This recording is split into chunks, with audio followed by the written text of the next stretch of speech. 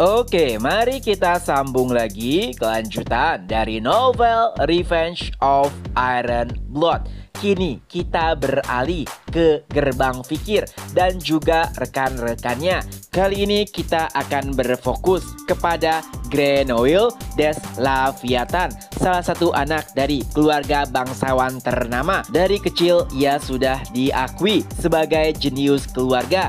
Tapi siapa sangka saat memasuki akademi ia berada di peringkat kedua dan dikalahkan oleh rakyat jelata, yaitu Sinclair. Grenoille pun terus berusaha untuk melampaui Sinclair, tapi hasilnya sia-sia. Ia terus saja berada pada posisi kedua di kelas dingin dan anehnya ia pun merasakan sesuatu tak kalah bertemu atau melihat Sinclair. Tapi setiap kali bertemu dengan Sinclair, alih-alih melakukan percakapan biasa, ia selalu saja merendahkan Sinclair. Hingga pada akhirnya sosok rakyat biasa lainnya pun muncul, yaitu Fikir. Dan entah bagaimana Sinclair begitu tertarik dengan Fikir dan itu membuat Grenoille merasa cemas. Jadi itulah alasan kenapa Grenoille ingin bergabung dengan kelompok Fikir, yaitu untuk menunjukkan kepada Sinclair bahwa dirinya lebih baik daripada Fikir dan untuk memuluskan rencananya. Jadi Grenoille pun berusaha untuk menindas Fikir sehingga Fikir takut kepadanya. Tapi sayangnya semua rencana yang dilakukan oleh Grenoille berjalan sia-sia. Pertama, ia meminta Fikir untuk memindahkan tasnya dan sedikit menggertaknya menggunakan nada keras dan juga memanggil Fikir dengan kata rakyat biasa ataupun rakyat jelata. Tapi Fikir sama sekali tidak terprovokasi. Ia hanya berdiam sambil menyilangkan tangannya. Begitu juga dengan tiga kembar Baskerville. Mereka semua mengikuti apa yang dilakukan Fikir dan menghiraukan tindakan dari Grenoille. Tapi Grenoille terus saja memberitakan Fikir yang tidak menggubrisnya hingga membuat Lowbrow begitu kesal. Ia pun berkata, "Diam, kau begitu berisik." Tapi Grenoille sama sekali tidak begitu termakan gertakan dari Lowbrow. Ya, tiga kembar Baskerville. Tentu saja Grenoille mengakui kemampuan mereka, tapi dari sudut pandangnya Highbrow adalah yang paling menakutkan. Jadi Grenoille tidak terlalu menggubris apa yang dikatakan oleh Lowbrow. Tapi karena takut Highbrow ikut campur, Grenoille pun menghentikan aksinya.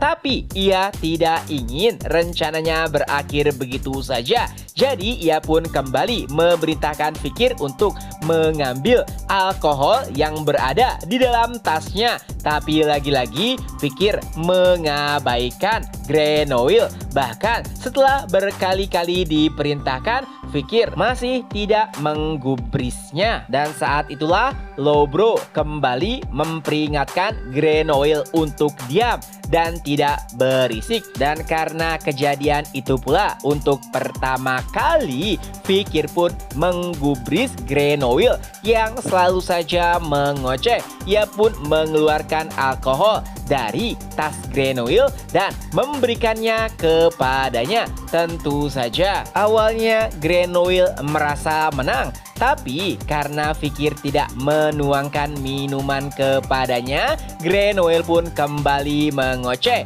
hingga membuat Fikir kesal dan memilih untuk meninggalkan ruangannya. Tapi tak lama kemudian terdengar suara jeritan yang begitu keras dan ternyata itu adalah suara Grenouille, di mana salah satu tangannya sudah tertancap sebuah belati, dan yang melakukan hal tersebut adalah Lowbro. Kesabaran Lowbro nampaknya sudah mencapai puncaknya. Ia juga berkata kepada Grenouille yang masih menahan rasa sakit karena belati tertancap pada tangannya. Lowbro berkata, "Bukankah sudah kubilang dari tadi untuk diam?" Melihat kejadian tersebut, Midbro dan juga Hikebro pun mulai mengejek Grenouille, dan sejak saat itu pula rencana Grenouille untuk menindas Fikir pun berakhir dengan kegagalan.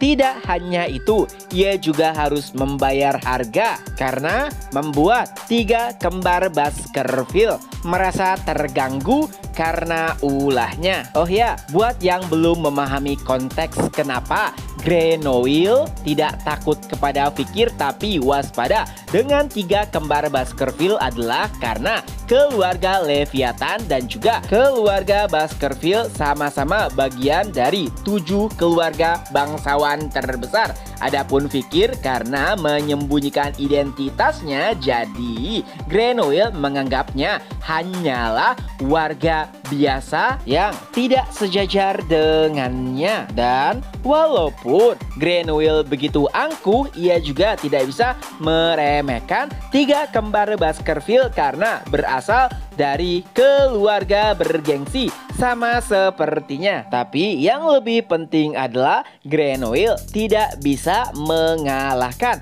3 kembar Baskerville jika bertarung secara langsung. Oh ya, ada yang kelewat juga. Grenouille sebelumnya ingin meminta posisi ketua tim, tapi tidak ada yang menggubrisnya. Dan karena terus mengoceh dan mengatakan omong kosong, Fikir pun akhirnya meninggalkan ruangan, lalu berakhir seperti apa yang Mimin ceritakan sebelumnya.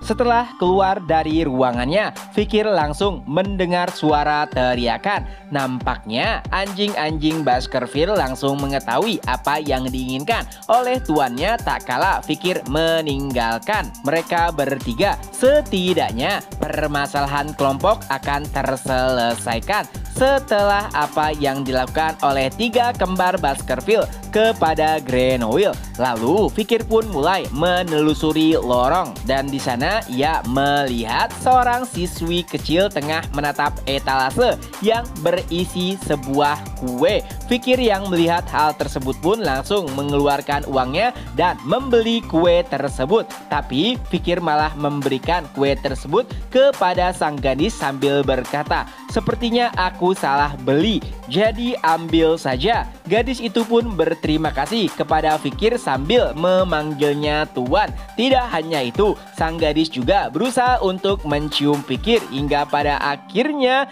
Dolores pun muncul dan berkata, "Jangan memanggilnya tuan karena kalian mungkin seumuran." Ya, gadis yang dihadapi Fikir sebelumnya adalah siswi dari Akademi Wanita Themyscira. Adapun kemunculan Dolores yang begitu tiba-tiba, tentu saja ia ingin memperingati Fikir dan juga gengnya agar tidak terlibat permasalahan apapun dengan Akademi Themyscira karena gerbong mereka saling berdekatan. Fikir pun hanya mengangguk setelah mendengar apa yang dikatakan oleh Dolores, dan beberapa saat setelahnya muncul juga Profesor Banse dari arah berlawanan. Ia pun bertanya kepada Dolores apakah Dolores melihat Profesor Sadi. Ya, Profesor Banse begitu kesal karena tingkah laku Profesor Sadi sudah banyak membuat masalah, tapi kepala sekolah masih belum memecatnya, dan kali ini ia juga harus mengawasi Profesor Sadi agar tidak membuat masalah. Dolores pun mengatakan jika Profesor Sadi tengah berada di gerbong yang berisi siswa dari Akademi Varangian.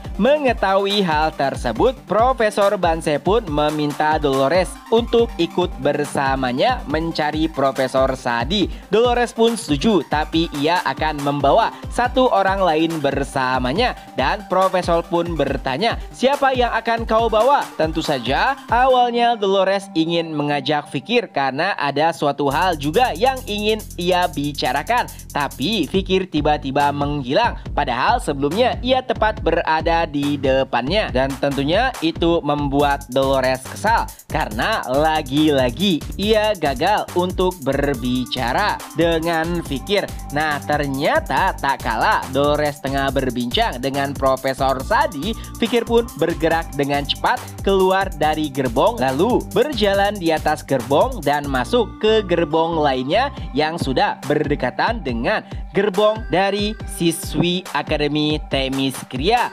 Dan secara tidak sengaja ia pun mendengar suara yang familiar. Nah, ternyata terjadi sedikit pertikaian antara Sinclair dengan para siswi dari Akademi Themyscira, di mana yang memimpin mereka adalah Merlini, ketua OSIS dari Akademi Themyscira. Ya, ia secara sengaja membuat masalah dengan Sinclair dan menuduh Sinclair lah yang membuat onar karena menyenggolnya dan mengotori shawl mahal miliknya. Tentu saja ada alasan kenapa Merlini mengincar Sinclair, karena mereka saling mengenal dan Sinclair dahulu mendapatkan posisi pertama saat pendaftaran di Akademi Themyscira, tapi malah menolak dan memilih Akademi Colosseo. Terjadi perdebatan sengit antara Merlini dan juga Sinclair. Walaupun Sinclair seorang diri, ia sama sekali tidak takut dengan gerombolan dari Akademi Themyscira. Hingga pada akhirnya siswi-siswi dari Akademi Themyscira pun merasa kesal dengan apa yang dikatakan oleh Sinclair. Mereka hampir saja menyerang Sinclair secara bersamaan, tapi seseorang pun menghentikannya sambil berkata, "Kalian semua cukup." Dan ternyata itu adalah Fikir. Dan chapter pun berakhir. Nah, itulah kelanjutan dari novel Revenge of Ironblood. Semoga terhibur. Ketemu lagi di next video. Bye-bye.